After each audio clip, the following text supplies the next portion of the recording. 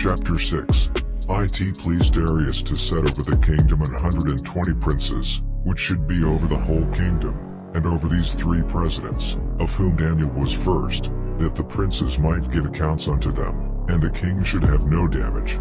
Then this Daniel was preferred above the presidents and princes, because an excellent spirit was in him, and the king thought to set him over the whole realm. Then the presidents and princes sought to find occasion against Daniel concerning the kingdom, but they could find none occasion nor fault, forasmuch as he was faithful, neither was there any error or fault found in him.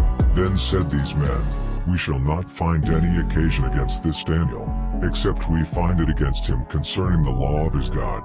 Then these presidents and princes assembled together to the king, and said thus unto him, King Darius, live forever.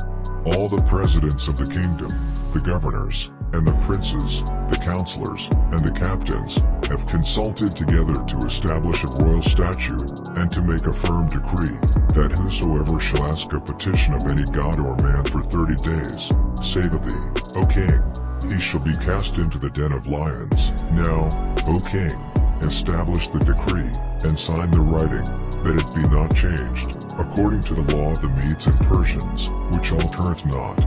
Wherefore King Darius signed the writing in the decree. Now when Daniel knew that the writing was signed, he went into his house, and his windows being open in his chamber toward Jerusalem, he kneeled upon his knees 3 times a day, and prayed, and gave thanks before his God, as he did aforetime.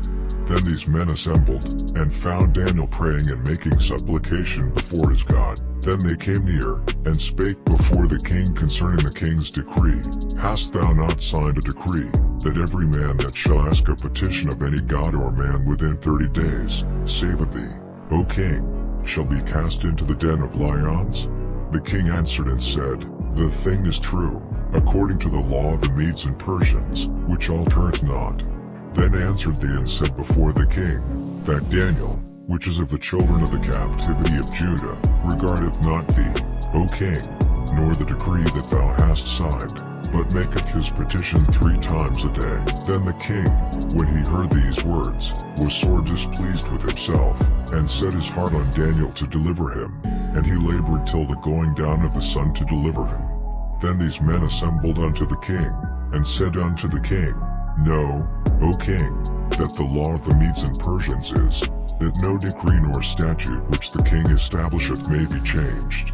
Then the king commanded, and they brought Daniel, and cast him into the den of lions. Now the king spake and said unto Daniel, Thy God whom thou servest continually, he will deliver thee.